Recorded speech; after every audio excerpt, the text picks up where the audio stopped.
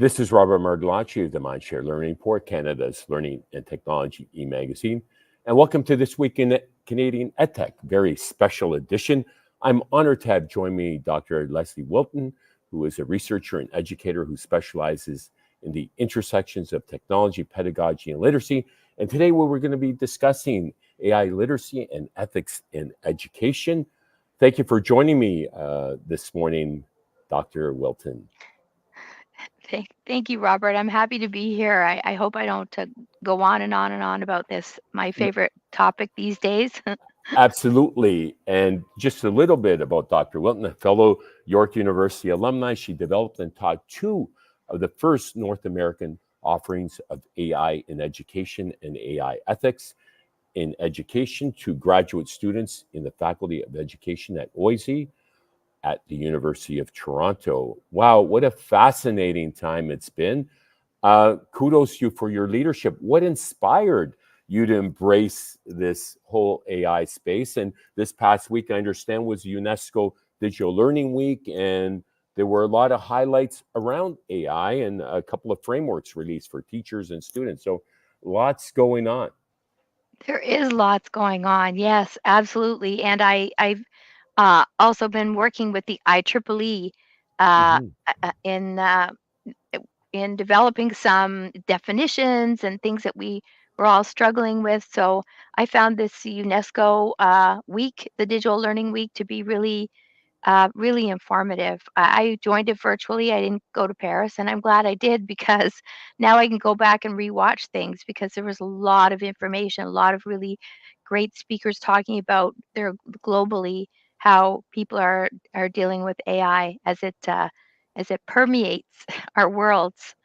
Well, it's as though you're, the notion of building the plane as you're flying it. You have a background from Microsoft, so you worked in this industry, which is amazing because you bring a different lens to the equation when it comes to education and technology. Talk to me a little bit about your journey in arriving here, and what you're seeing in terms of trends, and your focus is around. AI literacy and ethics, which is a tremendous challenge that we'll delve into in this conversation. There are a lot of school districts that are still holding off because there are no guidelines that have been provided or guardrails for that matter. Yeah, you bring up a good point. Those guardrails are really important. I think what's happened is we've been not taken by surprise. We could see it coming.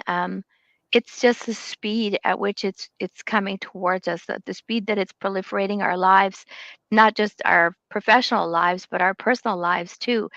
Everybody, I could say most everybody that we know is integrating with AI in some way, including young children, because recently UNICEF published a report saying that our youngest of children are being influenced and told who to be friends with and what to Hmm. watch by AI systems in their toys.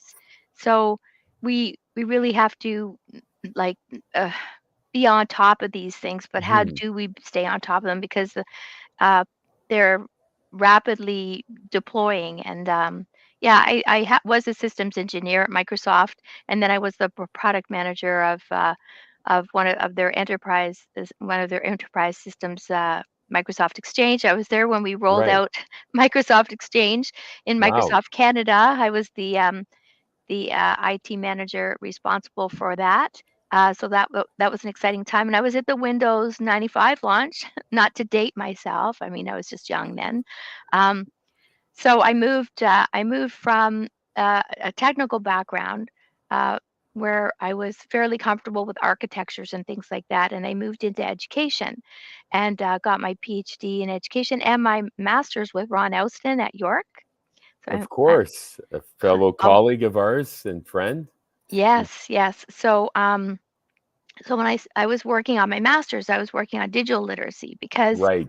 at that time I realized what is digital literacy and what does that mean and Hmm. how do we embrace that as teachers? And then my PhD was in online learning, and then I also realized that AI was coming around. And as you and I spoke earlier, Right. we've all been using, or a lot of people have been using free apps. And I use them in my courses. I ask my students to go work with a free app so they can engage with it critically and look at it, because I Right. can't ask them to go and buy an app to critically review. So we work with these free apps, but they're not necessarily free because the Hmm. companies are developing them in order to get something back from us using it. So it's either to collect our data or to collect our money, or something maybe in between, both. So we've been using these free tools for quite some time and seen the benefit of them. And a lot of the free tools have been beneficial to lots of learners and very inclusive. Um, but part of the issue is that we really haven't had the training. So in pre-service education, we don't typically get Right. trained on AI, AI literacy, AI tools. So that's how, to come back to your question about the courses that I'm teaching, we realize that we need to understand what AI in education, in that context, means to us in the education field. And at the time that I proposed the courses, there was very few researchers in the field, in education. They were in computer science.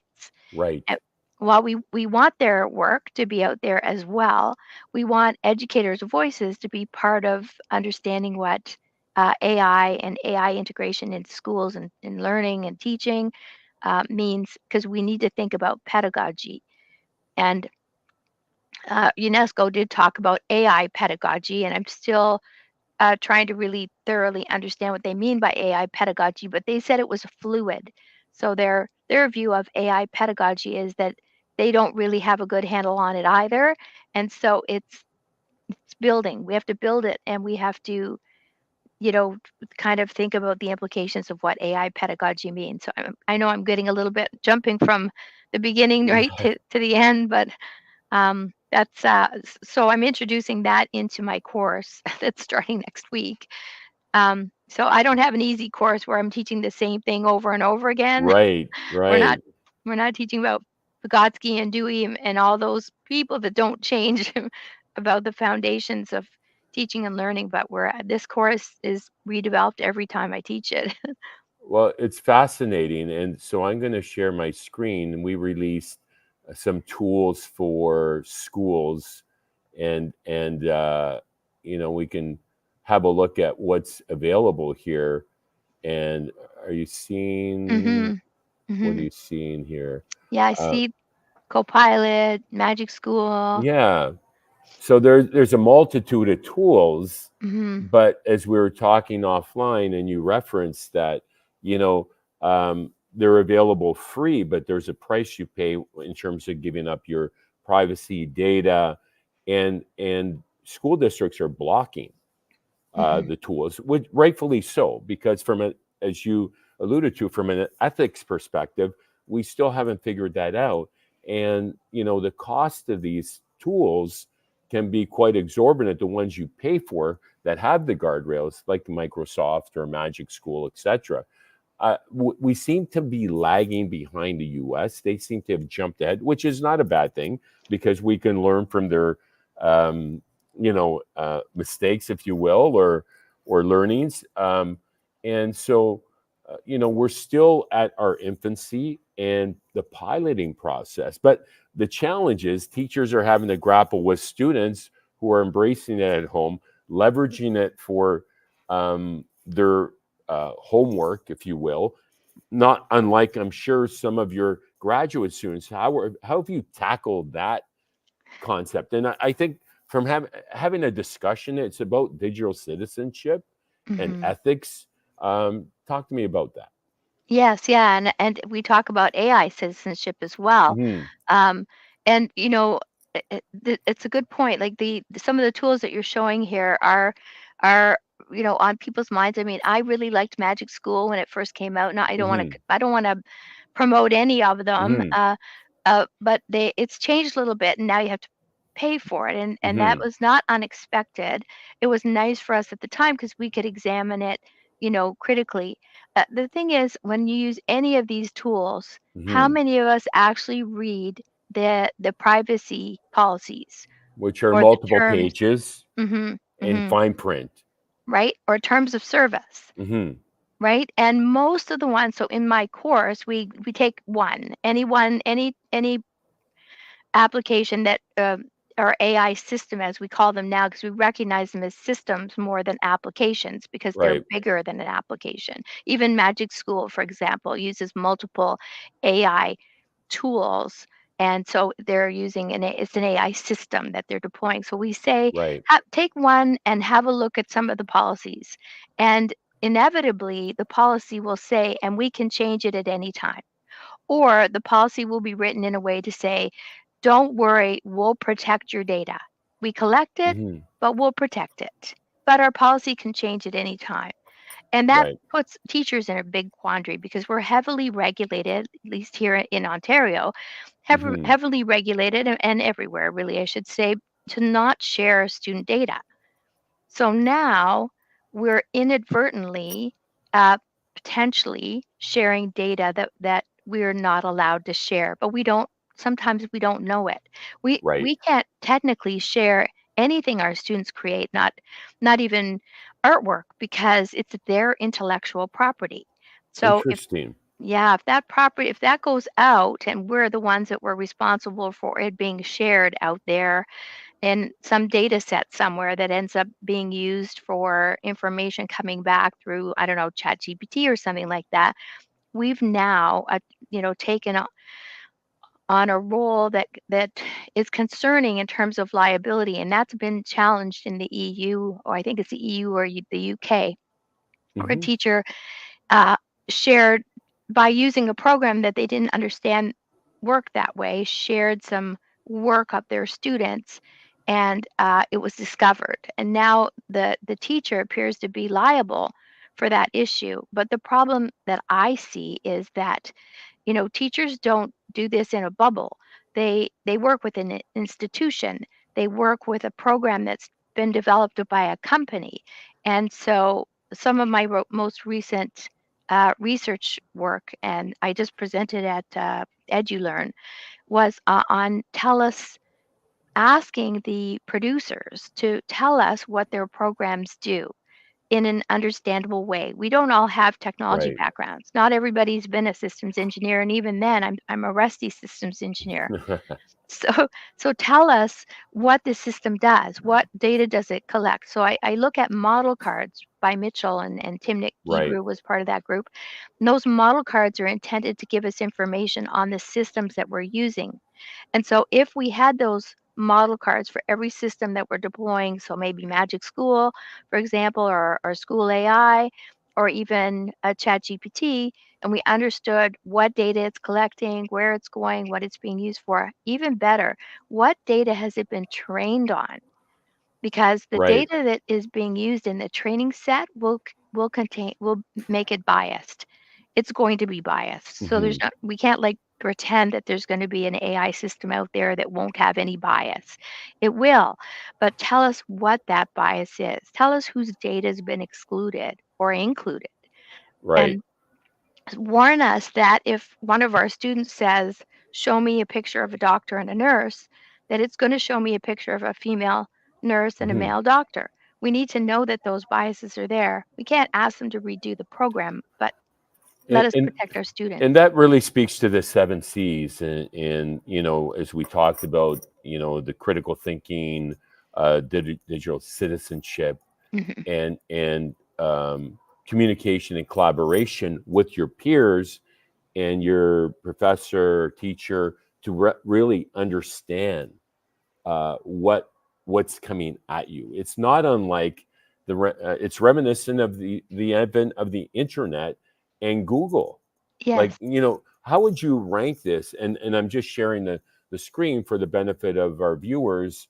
The UNESCO AI competency for framework for teachers. So I'm optimistic that this will help provide some perspective and guidance and how to grapple with this massive transformation. So back to you in what and we all ponder this and we have conversations about what is comparable to this period in time that we're in.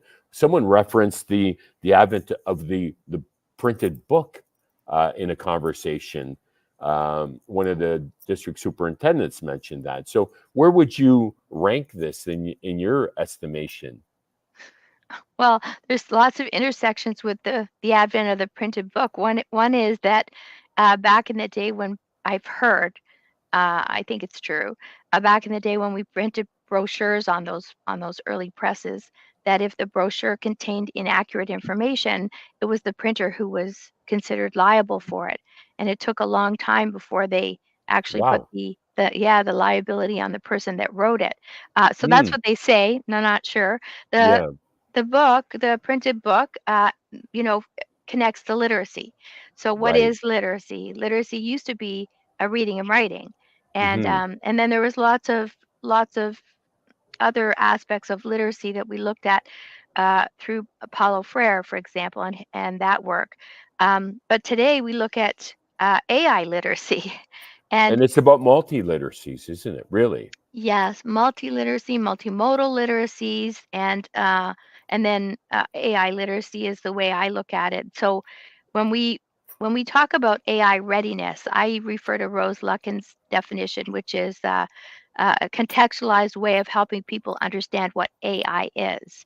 So Hmm. what is it? What is AI? That's how we start most of my courses. Right. And then we think about, well, what's AI literacy? And I really like Virginia Dignam's work, Hmm. where she says it can be viewed in different ways. So it can be viewed as a specific technology, so in a technocentric way, like what is AI Siri, for example. So my watch is going to answer me. um, or it could be viewed as the next step in digital transformation. So AI is coming. It can be considered a field of scientific research, which is kind of Hmm. my area. But Right. that's a big field because it sits in many spaces, including in education, and then as an autonomous entity. So like a something scary, like, and we've seen those visuals of, scary AI things to be afraid of. So Right. in looking at the so I'm working with a group that's defining data and AI literacy, and we're looking. It's an IEEE group Right. where I'm the vice chair. We're trying to come up with these definitions so that we can then build on them from there. But to get back to the UNESCO competency Hmm. framework for teachers, what I really like about their new AI competency, and again, um, uh, Fengshen Mao says this is a living document, so it's not set in Right. stone. They set out 6 key principles uh, for those guidelines. And the first one is ensure inclusive digital um, futures. So that's important, making sure that that they have everyone has access. I think that's important. I heard of countries where every student gets a tablet, for example, or other students only have phones, but how do we integrate those? I'm talking about in different countries. Right. There are lots of different countries presenting there. Then I really like a human-centered approach to AI. So we always have to keep the human in the loop. We've been talking about that for a long time, Hmm. and it has to be human-centered. So always we can't depend on the AI system to do it without our oversight. And then protecting teachers' rights and iteratively redefining teachers' roles was really important Hmm. because we need to we need to understand teachers can't necessarily ramp up on AI in the classroom, Right. so quickly. So we have to support them. And it's my belief that we need to do some pretty serious, more than PD, to get our Right. teachers to a space of understanding AI. And then let's see, there was 3 others: promoting trustworthy and environmentally sustainable AI for education, because there's Hmm. all kinds of impact to the climate, to our environment, ensuring applicability for all teachers and reflecting digital evolution. And then lifelong professional learning for teachers. But they really emphasized we're not expecting that our teachers are going to go home and learn about this in their spare time, because that's Right. It not needs to fair. be job embedded and embraced. And it's about demystifying uh, AI at the district level, engaging the stakeholders. The best success I've seen in terms of a use case is, some of the districts in the U.S. brought together the stakeholder community, had a symposium on AI, brought in a guest speaker, gave perspective. They had roundtable conversations to really, you know, again, demystify it, dig deeper into what the implications are, develop a vision statement and guidelines for the districts themselves. Many Hmm. have done that. And we, I'm sharing our screen as part of C21 Canada. We did a global scan and a national scan, and we released this report working with our CIO Alliance back in the spring in Calgary on the future of AI in K 12.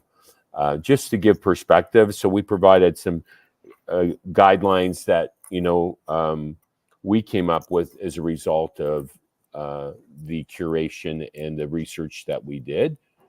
There's a national report that's going to uh, be tabled update at our Canadian EdTech Summit in November.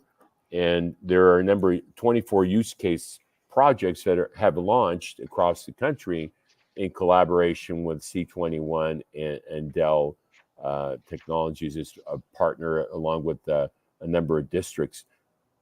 That we're still at the infancy, right? Hmm. Yeah, I don't see any districts that have fully embedded it. There's a lot of piloting going on. I mean, it's back to school, and everyone's grappling with the no cell phone policy that's pretty much been implemented across all the provinces. So teachers are overwhelmed, I would say, in many regards. Thoughts? Yes. Yeah, I agree. I think it's overwhelming for teachers are overwhelmed anyways because they have so much to do, so much to do. We almost need to rethink the curriculum to be, kind of for an AI age or a digital age that we're in. And so they're already overwhelmed. They have too much to do in the classroom. It's really hard to engage with our students one-on-one, and that's really important to learning. And we can't learn when we're under stress. So we need to create environments that are good for our students, and then at the same time, is this the right time for us to be learning about a new tool that we haven't had time to learn about because we're so busy working on what's happening in our classrooms. So I do think that we need to at the leadership level, rethink some of this stuff. What I'm really encouraged about is the regulation that's happening, not so much Right. in Canada, but the EU. Uh, got its AI Act passed this summer. And what's interesting about the EU Act now, so remember the GDPR that came into effect in the EU affected all of us too, because we all got those emails saying, do you want to continue to receive email from us? Because as part of the GDPR, we know that we have to get your permission now to keep, sending you our flyers or whatever. So GDPR was EU and it affected us Hmm. over here in North America. So now we've got the AI Act that's just been passed. And as part of the AI Act in Section 4, for the first time ever, they're mandating AI literacy. And AI Amazing. literacy, yeah, and that comes into effect in February. So we've got till February in the EU to understand what we have to do in our companies or our institutions to get an AI literacy level up to a certain area so that an AI system can be used. Over here, you don't have to have a level of AI literacy to use an AI system, and neither do our students. The Right. Scottish AI Alliance is tackling bringing all their citizens up to speed on some level of AI literacy so that if somebody gets a phone call from their grandchild saying, I need money, and it looks like them and sounds like them, they Right. know that might not be them. And that's all we need for, a person who's retired and isn't interested in doing any more Right. kind of lifelong learning, but at least they understand what the AI systems can do and what can impact them. So I think that it's important that we think about AI literacy, Absolutely. and I think the regulations will help. Some people generalize. You probably shouldn't do this in a recording, but Yeah. the way people generalize is they say that the EU is focused on people's rights and Hmm. human rights, The executive order from the U.S. is more targeting innovation. So encouraging innovation, although it is also addressing risks to people. And then the Beijing consensus AI perspective is one that's more of control, making sure that we Right. understand if you're going to use an AI system, then we need to know exactly what it is. And I think that's smart too. So it's nice to see the three of them. We often analyze all three, Right. and I think it's really I think it'll affect us in Canada eventually, but we'll benefit from what they're learning as they're regulating in these other areas. Absolutely. And it takes a village. It really does. And a global one at that to navigate the complexities and make sense of it all. Well, thank you so much, Dr. Wilton, for your time. Any final thoughts to share? We're looking forward to you presenting at our Canadian EdTech Summit, navigating the future of learning uh, in a world inspired by AI is the theme this year. And what gives you hope for the future of AI? We use it every day, and so we figured out how to use it. Our guardrails are different than school guardrails, so we're mindful of leveraging the tool that makes sense to use at the right time, and that's what it comes down to create efficiencies and enhance your communication and collaboration and learning. Yes, yeah. Well, that gives me hope is with the human activity that this is inspiring, that we're all getting together and figuring out how do we keep up? Because this is Right. really definitely unprecedented in terms of the rapidly deploying technology transience is a big thing. So I think it's fantastic for bringing people together. There's lots of benefits to AI in education that can benefit students that otherwise wouldn't have been had benefits, but we do have to be pretty cautious. So, Absolutely. And it's about, as you said, alluded to, it's about the human connection and hmm not losing that human connection, because that's really where learning, where the magic happens between a professor or a teacher and a student. absolutely. And it's AI shouldn't be replacing teachers. I don't see that it will. I think that it just might change our landscape a little bit. But the context is important, and everyone is saying we cannot take the AI system out of its context. So that's really important too. We have to think about it in the context in which we're in. But thank you for letting me talk about this today. My pleasure, Dr. Lesley Wilton, graduate professor at OISE. Innovator behind the first North American AI courses taught at the graduate level in North America. Kudos to you for your leadership again and your time. Grateful for your time this morning. My name is Robert Mardlanche, the Mindshare Learning Report. Be sure to check out www.mindshare Learning to get your latest issue and learn more about the 15th Canadian EdTech Leadership Summit happening October 31st to November 2nd at the University of Toronto in a brand new building, an immersive learning environment. We're so excited to host you there and be back in the GTA after 5 years. So with that, stay healthy, stay safe, and keep the learning curve steep.